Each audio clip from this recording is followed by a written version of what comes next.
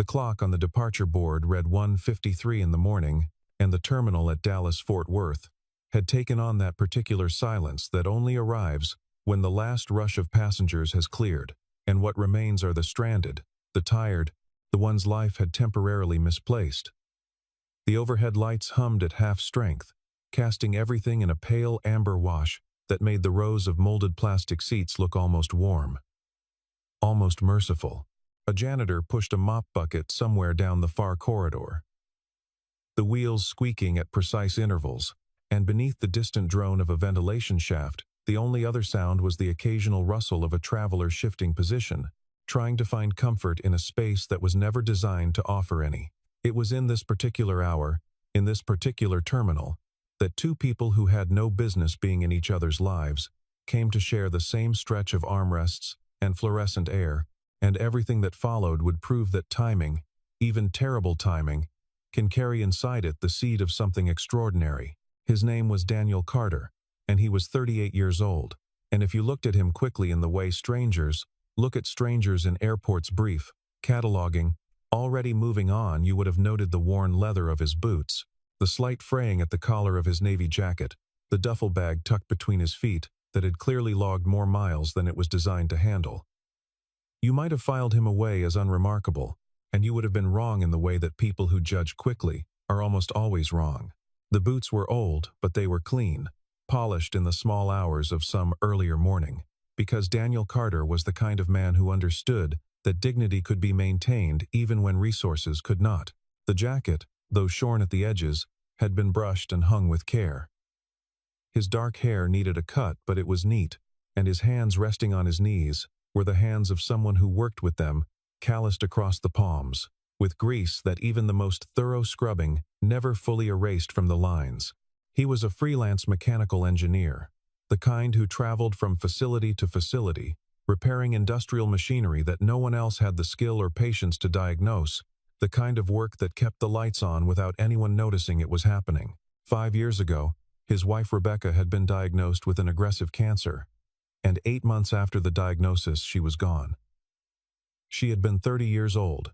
Their daughter Lily had been 3, and the particular cruelty of that timing, young enough that Lily would not remember her mother with any clarity, old enough that Daniel would remember everything about Rebecca with impossible precision, was something he had learned to carry, the way you learn to carry chronic pain, not by diminishing it but by adjusting everything else around it so you could still function. He had raised Lily alone since then, 5 years of mornings packing lunches and nights, checking homework and weekends at the park and school plays, where he sat in the audience with his phone held up to record and tried not to think too hard about the empty seat beside him. He had learned to braid her hair, watched tutorial videos late at night until his fingers could manage it, practiced on a doll first, graduated to Lily's actual hair with the solemn focus of a man handling something precious. He went to parent-teacher conferences. He remembered dentist appointments. He knew which of her friends made her feel small without her ever saying so directly. He was, in the way that counted most, both father and mother, and he had never once spoken about it as a sacrifice, because to him it simply was not one. It was his life, and it was the only life he wanted. What had pushed him to the Dallas terminal at this desperate hour was a contract in Chicago, a meeting with a manufacturing partner who represented the last real lifeline for a small business that had been slowly hemorrhaging since the previous year when a large client had pulled out of a long-term agreement without warning. Daniel had built his freelance operation carefully over a decade, cultivated a reputation for solving mechanical problems that stumped larger firms, and for a while it had worked beautifully. But the business climate had shifted, the calls had become less frequent, and his operating account had shrunk to a number that kept him awake at night, not for himself. He could survive on very little, but for Lily, her school fees, her health care, the small savings account he had promised himself he would never touch that he had already touched twice. The storm that delayed his connecting flight had been neither spectacular nor forgiving. It simply sat over the region and refused to move.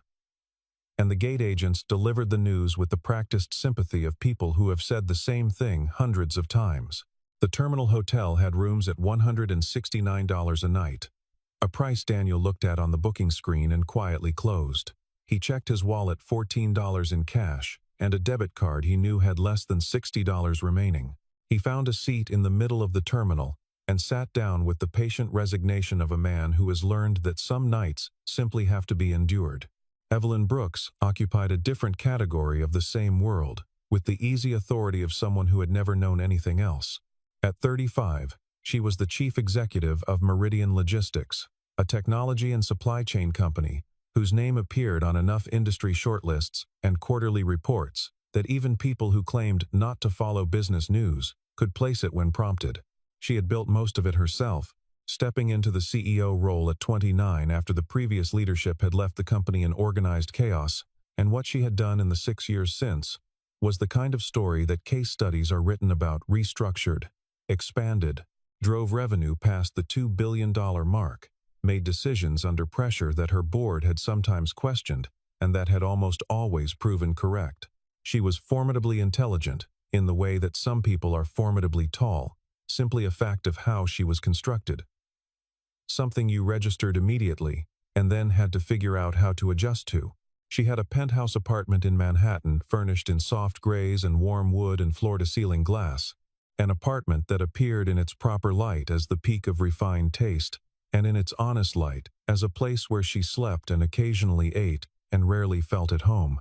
She traveled in a company aircraft when schedules permitted, in business class when they did not, and she had an assistant named Marcus, who was exceptionally good at his job and who had learned over 3 years that she liked her coffee black, her schedules tight, and her personal life left entirely alone. The storm had caught her aircraft on the ground in Dallas, after a partnership negotiation that had taken 11 months.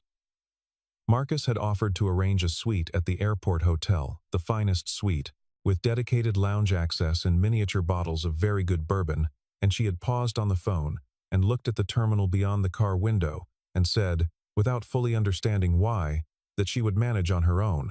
She sat in a row of ordinary plastic seats and looked around at the ordinary people occupying them and felt something she could not immediately name. It was not quite envy. It was something closer to longing, the kind that does not announce itself clearly but sits just behind the sternum and makes you aware of absences you had trained yourself not to think about. She watched a family across the aisle, a young mother and father, and a child of perhaps 4 who had fallen asleep across both their laps. Her small shoes kicked off, her breathing deep and easy the way children sleep when they feel safe. She watched an older couple sharing a bag of pretzels without speaking, the comfortable silence of people who have run out of the need to fill every moment with words. She had more power and more resources than everyone in this terminal combined, and yet, what she was watching from the outside was something she had not managed to build for herself. She told herself it was a choice. She was not certain she believed it. It was the phone call that made her notice him first. He was sitting several seats down the row, leaning forward, holding his phone to his ear with a gentleness that was immediately incongruous with his rougher, tired exterior. His voice was low, but the terminal was quiet enough that she caught the register of it: soft, steady, careful. The voice of someone talking to someone small and beloved. She caught the shape of the conversation. He was asking if someone had eaten dinner, if they had taken their medicine, if they were warm. He said he would be home soon. He said he missed them too. He said good night in the specific way that parents do when they have made a small, necessary promise and intend to keep it. And then the call ended, and he sat with the phone still in his hand, looking at the screen in the quiet way of people who have just said goodbye to the thing they love most and are now returning to the business of being without it. She watched him without meaning to go on watching.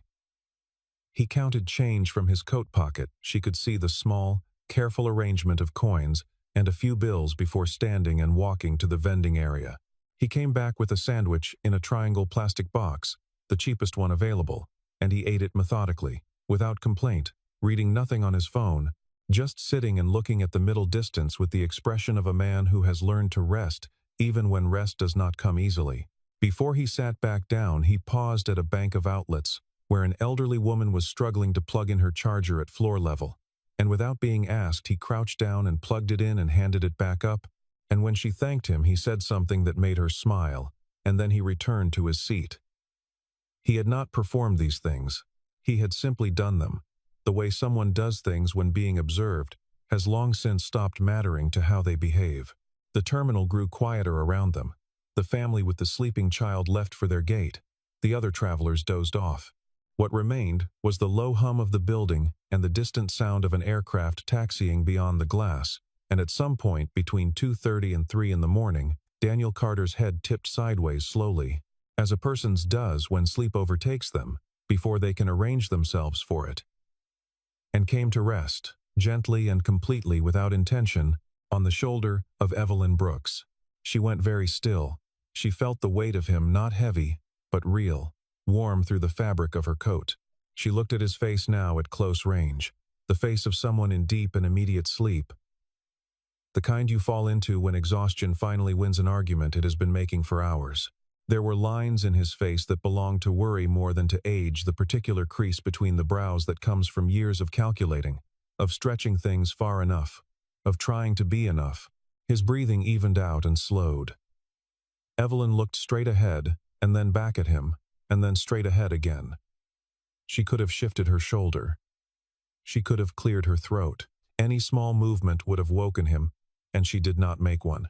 Instead, she reached very slowly and drew the edge of her coat over his arm, where the worn sleeve of his jacket had ridden up, and the ventilation above was cold.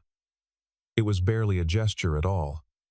But she made it, and then she sat back and looked at the blinking amber of the departure board and thought, with the particular clarity that arrives only in the very small hours of the night, that she could not remember the last time she had done something for someone who had not asked her for anything.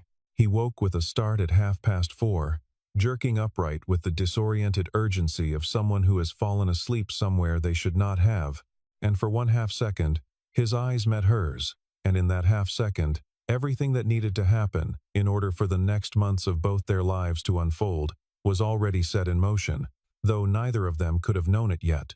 His face went through mortification at a speed that was almost comical. The widening eyes, the color rising in his jaw, the way he pulled back and straightened himself as though trying to undo what the previous 2 hours had done. He said he was sorry, twice, and then a third time, and the apology was so genuinely pained that she laughed, not the polished, measured laugh she deployed in professional settings, but an actual one, the kind that starts in the chest and arrives at the mouth before you have approved it. "It's okay," she said. "You looked exhausted. I'm so sorry," he said again. And then, realizing the repetition was becoming its own problem, he stopped and rubbed his hand over his face and exhaled. "I believe you," she said, and she meant it, and he seemed to understand that she did. What followed was not planned by either of them, which was precisely what made it work. The conversation started the way accidental conversations start, with an apology extended past its natural length, with a self-conscious explanation, with the gradual discovery that the other person is not inclined to end the exchange. He told her his name. She told him hers, just Evelyn, no last name, no title. He asked where she was headed, and she said Chicago, same as him, and they both glanced at the departure board, sitting in amber limbo, and then back at each other, with the mutual acknowledgement of people stuck in the same indefinite purgatory. He asked if she wanted anything from the vending machines, and she said she was fine, and then, 3 minutes later, said actually yes, and they walked together to the row of machines and came back to their seats, and the act of that small errand made the next part easier. He told her about his work without framing it as a sales pitch, which she recognized immediately because she had heard thousands of sales pitches, and they all had a particular texture of performance that his had none of. He fixed things, big things, usually industrial presses, hydraulic systems, assembly line components, old enough to predate the digital service records that newer engineers relied on. He talked about it the way people talk about work they genuinely understand, with specificity and without inflation. He told her he was going to Chicago for a meeting that might save a business he had spent 10 years building, and that was currently in the kind of trouble he would rather not calculate too precisely. He said this last part with a lightness that she understood was not genuine, but rather the performance of lightness that people manage when they have been carrying something heavy for long enough that they have learned to make it look lighter than it is. She asked about the photo on his phone. He looked at it for a moment before answering. and the way he looked at it told her everything she needed to know about the answer before he gave it. Her name was Lily. She was 8. She was staying with a retired schoolteacher named Mrs. Patterson, who had 3 cats and an inexhaustible supply of the kind of patient warmth that small children can detect the way animals detect weather. He said Lily had her mother's eyes and her mother's capacity for stubbornness, and that he meant both things as the highest possible compliments. He said this easily, without the careful stepping around the subject that people do when grief is still raw, which told her that it was not raw in that way. It was the kind of grief that has been absorbed into a person so thoroughly that it has become part of the structure rather than a wound in it. She asked about his daughter with the careful curiosity of someone who is not accustomed to asking personal questions and is finding, to her own surprise, that she wants to. He told her about the braids. He pulled up a second photo, taken from behind, of Lily walking toward a school entrance with 2 perfectly even braids swinging behind her, and said it had taken him 14 months to get them even, that he still sometimes practiced on a foam head he kept in the bathroom. She looked at the photo and then up at him and said that was the most unexpectedly moving thing anyone had said to her in at least 2 years, and he pointed out that they were in an airport at 4 in the morning, and it was not exactly a professional setting. And she laughed again, the chest kind, and said, "Fair enough." Then he asked about her simply, without a preamble that would have made it feel like an interview. She paused. She was accustomed to a version of this question that was really a different question, people using the language of personal inquiry to get at information that was more useful to them. He was not doing that. He was looking at her with the same quality of attention he gave everything, open and unhurried, and she told him she was in business without specifying further, and he nodded and did not press. She told him she lived alone. She told him her work took most of what she had to give, and that the remainder was not, if she was being honest, very much. She said she was good at making decisions for large groups of people, and almost entirely unpracticed at making them for herself. He listened without the nodding that people do when they are waiting for their turn to speak, and when she finished he was quiet for a moment, and then said that sounded like a very lonely way to spend a life that was probably quite a beautiful one underneath all the busyness. And it was the most direct and uncalculated thing anyone had said to her in longer than she could readily remember. At some point, a young woman 3 rows over was struggling with an infant, who had woken fretful and inconsolable, and without pausing mid-sentence, Daniel stood and crossed to her, and said something quiet, and held out his arms with the easy confidence of someone who has held a great many unhappy small people. The woman handed the baby over after 1 second of surprised hesitation. He walked the baby in slow circles, bouncing gently, murmuring, and within 4 minutes the baby was quiet, and within 6 it was asleep, and he returned it to the mother with the unhurried gentleness of someone returning something borrowed and precious. He came back and settled into his seat and picked up the thread of conversation precisely where it had dropped, as though tending to a crying infant at 4:30 in the morning was simply a thing one did when it was needed and required no commentary.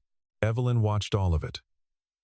She thought about the men she had known, the ones who had wanted her for what she represented, the ones who had been intimidated into performance, the ones who had tried to understand her and ultimately found the project unrewarding.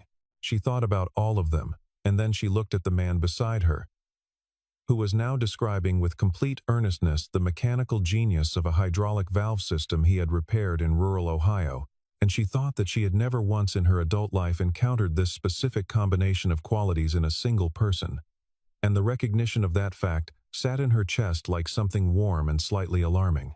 The boarding announcement came at 5:45 and broke the spell of the previous hours with the efficiency of a lights-up call at closing time. They gathered their things and walked to the gate together without discussing whether they would, and the gate agent scanned their passes, and the particular magic of chance revealed that their seat assignments placed them in the same row, Daniel at the window, Evelyn in the middle, neither of them having had any role in arranging it. They looked at each other and then at their passes, and Daniel said something to the effect that the universe had a sense of humor, and Evelyn said she was beginning to think so too. The cabin was dark and quiet. She had meant to work. She had a tablet full of documents for a board presentation the following week. She did not open the tablet. She sat beside Daniel as the aircraft climbed, and the lights of Dallas fell away beneath the window, and the sky ahead went from deep black to deep blue, and somewhere over Arkansas she became aware that she had been speaking for 20 minutes about her mother, who had passed away 4 years ago, which was not a subject she raised in professional settings or personal ones. Not with friends who had grown accustomed to navigating around it. She raised it here because he had asked a question in the particular way he asked questions without expectation, without the shape of a desired answer already visible in the framing, and the question had created a space that she stepped into before she had decided to. She fell asleep somewhere over Illinois. Not the self-conscious dozing she performed sometimes on flights, a genuine, deep sleep, her head tipping slowly sideways and coming to rest, without ceremony, on Daniel's shoulder. He was awake. He registered the warmth and the weight and the soft sound of her breathing, and he sat very still, the way he had learned to sit still when Lily fell asleep against him during car rides, and he did not want to disturb her. He reached up and drew the airline blanket over her arm where the recirculated air was cold. The flight attendant came through the cabin and glanced at them and glanced again. Recognition crossing her face, recognition of Evelyn, whose photograph appeared with sufficient regularity in business coverage that people who paid attention knew it well. She looked at Daniel with a question in her expression, and he looked back at her with none, and she moved on. He knew who she was when they landed. He had connected the name to a face on the flight attendant's tablet, briefly tilted in his direction during a passenger verification. Meridian Logistics, Chief Executive. The name resolved into the context of the manufacturing and shipping companies whose machinery he serviced, and the connection landed with a particular impact. He sat with it while Chicago assembled itself through the oval window, and Evelyn slept on his shoulder with the complete, unguarded relaxation of someone who had, for the first time, in a long time, genuinely let her guard down. When the landing announcement came and she stirred awake and lifted her head and registered the situation with a soft, half-awake embarrassment, entirely unlike the polished professional presentation she maintained in every other context. He smiled and said nothing about it, because there was nothing that needed to be said. They landed. She pulled out her phone, and it immediately began delivering a significant backlog of notifications, and the transformation was visible, the softness of the last several hours receding behind careful competence. She looked at him over the screen and said they should exchange numbers, and he was reaching for his own phone when her phone rang, and the caller's name caused her expression to shift into full professional mode within the first ring, and she held up one finger and answered, and the conversation that followed was quick and clipped and clearly urgent, and by the time it ended, the cabin was emptying, and Daniel had moved into the aisle ahead of the crowd. She looked for him in the jet bridge.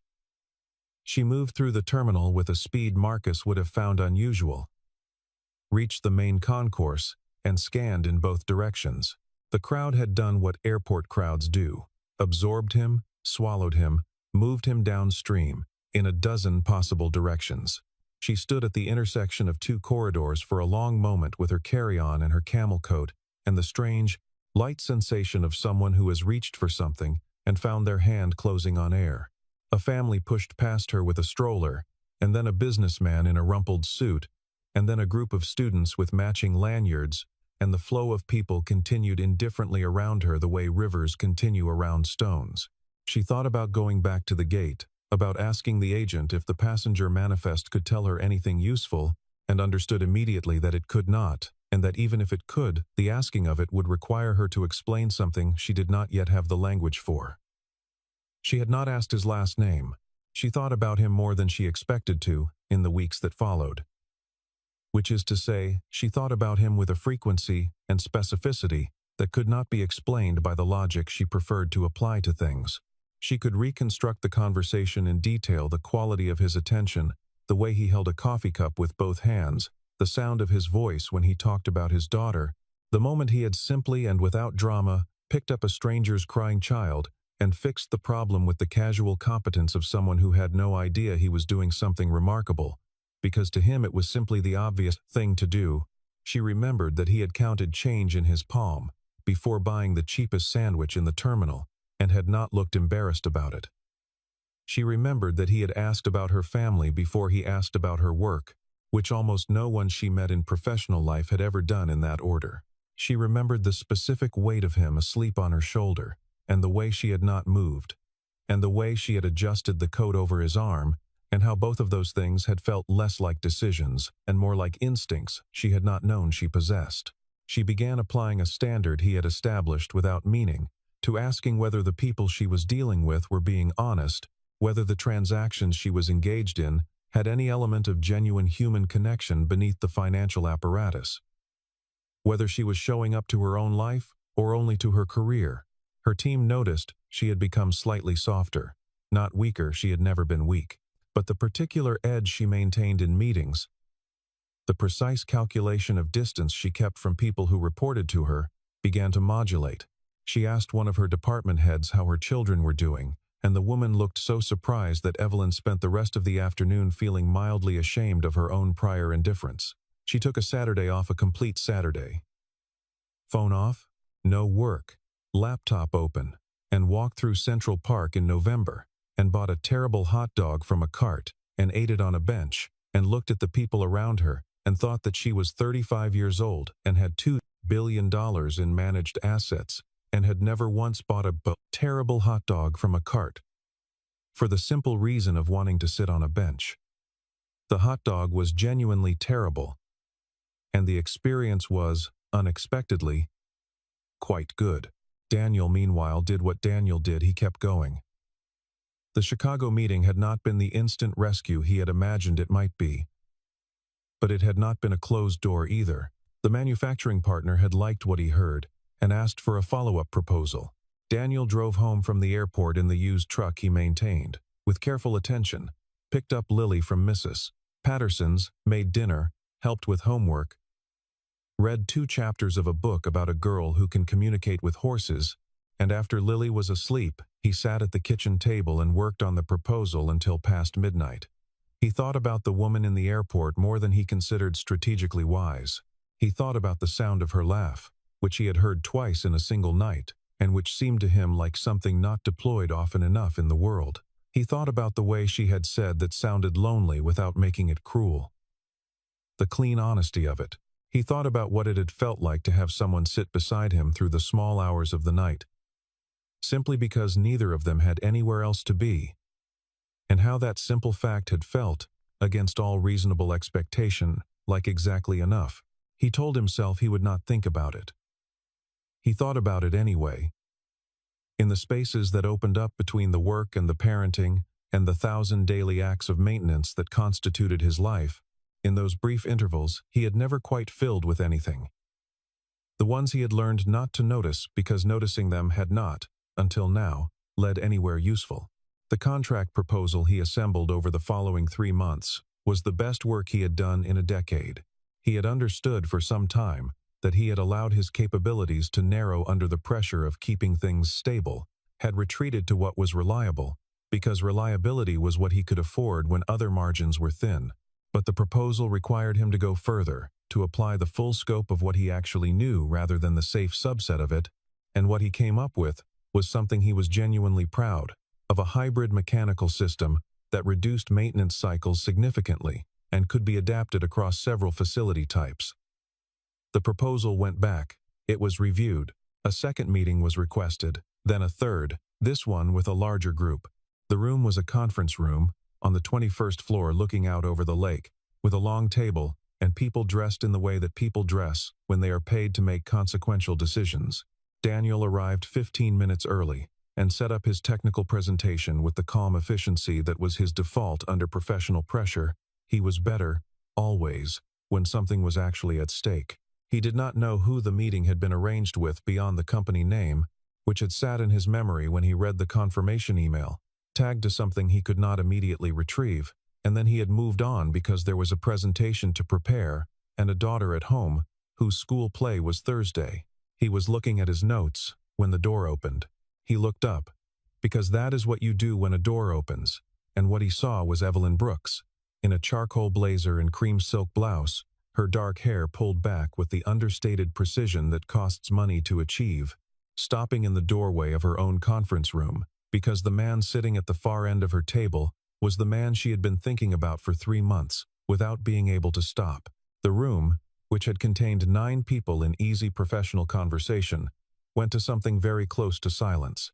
Several executives looked between their CEO and the engineer she appeared to have turned to stone, and then at each other with the contained curiosity of professionals who understand that an interpretation will emerge in time, and their job is to wait.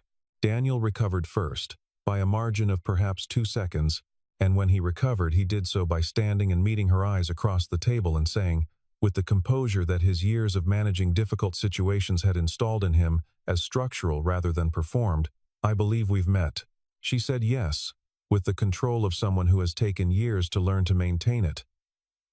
Then walked to her chair at the head of the table and said they could begin. The meeting proceeded, but it proceeded differently, because Evelyn Brooks was sitting at the head of her own conference room and was not thinking clearly. She was thinking about a terminal in Dallas, about a voice on a phone call to a small girl with uneven braids, about a blanket adjusted on her arm in the dark of an aircraft cabin. He presented better than well. The engineers on her technical team, who were not easily impressed by freelance contractors and were generally predisposed to skepticism, had questions that he answered with specific, unfussy precision. The precision of someone who had thought 10 levels deep into the problem he was proposing to solve. The questions he could not answer he named as such, without defensiveness, which was, in Evelyn's experience, one of the most reliable indicators of genuine competence. She watched him work and understood things about him that she had intuited in an airport at 4 in the morning, and that were now being confirmed in a context that offered no cover for incompetence, that he was the kind of person whose value had never depended on anyone's perception of it, and that this was both his greatest limitation and his most irreducible quality. After the room cleared, she walked down the hallway to the elevator bank, where Daniel was standing with his laptop bag and the same jacket with the careful stitching at the cuffs, and she said, "I didn't get your last name." He said, "Carter." She said, "I've been thinking about you." He looked at her for a long moment, and then said he had been thinking about her too, that he had told himself to stop, and that he had not been successful. They found a small coffee shop 2 blocks from the building. Neutral territory, in the way that airports are neutral territory. Places that belong to everyone, and therefore to no one in particular. They sat across from each other in a booth by the window, and the winter light came in at a low angle, and neither of them said anything for a moment that was comfortable in the way that silence is only comfortable when something true is sitting in it. She told him who she was fully, this time. The company, the title, the scope of it. He listened without the recalibration she had been braced for. The subtle shift in posture that happened when people revised the social mathematics of a situation. He simply listened, and then said he had found out on the flight that the attendant's tablet had shown the passenger manifest, and that he had sat with it for the rest of the descent, and arrived at the conclusion that it did not particularly change anything about the previous several hours. She said that was not most people's response. He said he was aware. She told him what she had discovered about herself in the months since Dallas the Saturday with the hot dog. The conversation with the department head, the way she had started asking different questions and getting more useful answers. He listened. And when she finished, he said he was glad. Without irony, which made it land differently than ironic gladness would have. Then she told him clearly, with the directness she applied to everything that mattered, that she would like to see him again. Not for a meeting. Not for a follow-up. For the reason that she had been thinking about him for 3 months, and had no interest in continuing to do so, without the subject of those thoughts being present. He was quiet for a moment. She waited. He said there was something she should understand about his life, which was that Lily came first, had always come first, would always come first, and that any person who entered his life needed to understand that this was not a negotiation point. She said she understood. He said he was not wealthy, was not going to be wealthy by her metric even with the contract, and that he was aware of the particular oddness of that position relative to her. She said she was not interested in wealth as a criterion, and that if she were, she would have a much larger field of candidates, and had already demonstrated her lack of interest in all of them. He smiled at this. What he said was simpler. He said he had been lonely in the specific way of someone who is surrounded by the people they love but missing the person who loves them back, and that he had not expected to meet someone who made him want to stop being that. The coffee shop was warm. The light outside was thinning toward late afternoon. They stayed until the coffee was cold and the table needed clearing. She came to his apartment on a Sunday in early February, bearing a grocery bag assembled with the research-intensive approach she applied to everything. The apartment was modest, 2 bedrooms in a solid brick building, the living room lined with engineering manuals and Lily's books, and a collection of small mechanical models that Lily had apparently begun assembling from kits and that stood on a low shelf in a neat, haphazard row. It was clean and warm and entirely itself, without performance or apology. And she liked it immediately, and specifically. Lily was standing in the kitchen doorway when the door opened, wearing overalls and one braid slightly more precise than the other, regarding Evelyn with the frank, uncalculating assessment that children perform on strangers, and that is one of the more honest forms of appraisal available. Evelyn looked back with equal honesty and said she had heard a great deal about her. Lily said she had heard Evelyn was a CEO and asked what that stood for. Daniel started to explain and Lily interrupted to say she knew. She had looked it up. She just wanted to see if Evelyn would say it herself. Evelyn said it meant she was the person responsible for everything that went right and everything that went wrong at a very large company, and that it was frequently exhausting. Lily considered this and said it sounded hard, and that she was currently in charge of one class of 22 third graders when her teacher left the room, and that was already very hard.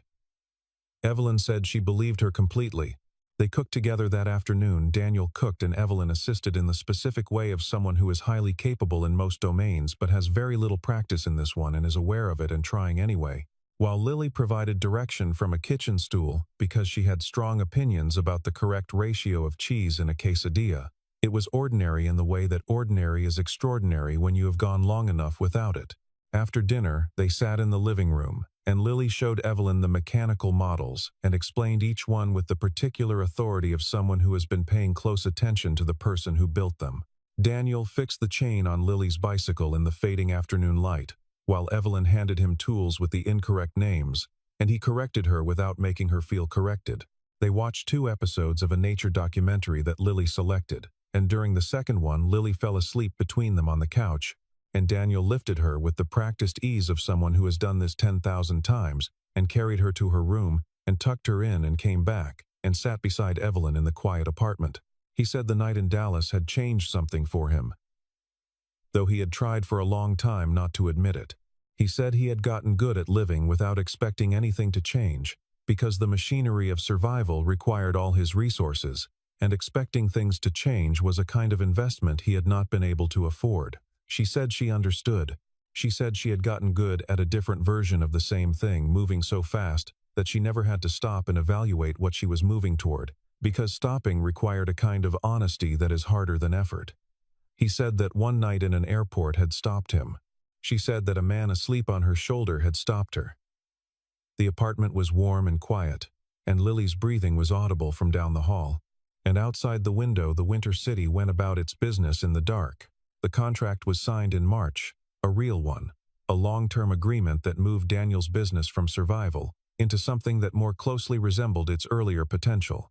He did not think of it as Evelyn's generosity, because she had not offered it as such, and her technical team would not have recommended it if it did not merit recommendation.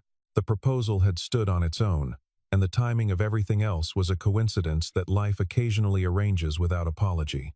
He hired an assistant. He upgraded Lily's school plan. He kept the boots, which were still good. In April, Evelyn visited for a weekend that Lily had secretly been planning for 2 weeks, involving a scavenger hunt through the apartment that Daniel had agreed to facilitate, and that Evelyn had not been informed of. She navigated it with genuine delight, finding clues taped under chair cushions and behind the refrigerator, and inside the mechanical models on the shelf, each one written in Lily's careful third-grade handwriting.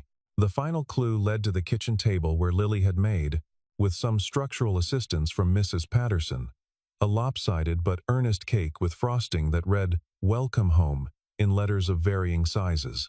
Evelyn stood and looked at the cake, and at Lily standing beside it with the gap-toothed grin from the wallpaper photo, and something that had been held in careful suspension inside her for a very long time, completed its descent and settled into place. She told Daniel later that she had never been welcomed home to anywhere before. He said she was now, and said it simply, without the weight that a bigger declaration would have required. And it was the most complete thing anyone had said to her in as long as she could remember. In June, all three of them were in an airport again, this time deliberately, this time as a unit assembled on purpose, rather than by weather delay and chance. Lily had her small rolling suitcase covered in stickers documenting her enthusiasms. Horses, a cartoon she liked, a space shuttle, a sticker that read, "Engineer," in training that Daniel had found, and that Lily had applied with the seriousness of an official designation. Evelyn had a carry-on bag and a real Saturday ahead of her, and a destination chosen entirely for a child's enjoyment rather than a business objective, which was new to her scheduling calendar and which felt, it turned out, excellent. They sat in the departure area waiting for boarding. Lily between them reading a paperback with the focused oblivion of a child who can tune out an airport, and Daniel looked at the rows of plastic seats and the departure board and the morning light coming through the tall terminal windows, and then at Evelyn. He said he hoped he would not fall asleep on her again this time. She looked at him with the particular expression she had been developing for the past several months, the one that was simultaneously fond and direct and entirely unguarded, the one that had nothing of the managed professional exterior in it and everything of the person underneath. She settled her head on his shoulder, deliberately this time, without the excuse of exhaustion. Because she wanted to be there, and she was not. For perhaps the first time in a long time, inclined to pretend otherwise. She said she rather hoped he would. Lily did not look up from her book. Outside the windows, the sky was the particular pale blue of early summer mornings, and the aircraft were lined up on the tarmac in the patient, purposeful way of things, built to carry people somewhere, and the departure board was showing green. There is a certain kind of love that does not arrive with announcement or preparation. It does not present itself in the places designed for it, not in the restaurants selected for romance, not in the conversations engineered toward a particular end, not in the moments when both parties are performing their most polished versions of themselves. It arrives in airport terminals at 1:53 in the morning, in the moment when a stranger falls asleep on your shoulder and you choose, for no reason you could adequately explain, not to move. It arrives in the sound of a voice talking to a child across a quiet terminal, in the quiet math of a person counting change, in a cup of vending machine coffee, carried back without fanfare. It arrives when someone looks at you without knowing what you are worth, and finds the answer sufficient anyway. It arrives in the adjusting of a coat over an arm in a cold terminal, in the passing of an airline blanket in a darkened cabin, in two people who happen to reach for the same stretch of ordinary air and found each other in it. It arrives, if you are patient enough, and if you have not given up, and if you have been honest enough with yourself to recognize it when it comes not as a dramatic declaration, not as a rescue, but as something much quieter and more durable than either of those things. It arrives where two lonely people happen to be grounded at the same time. In the amber light of a half-empty terminal, in the particular mercy of a night that had nowhere better to be.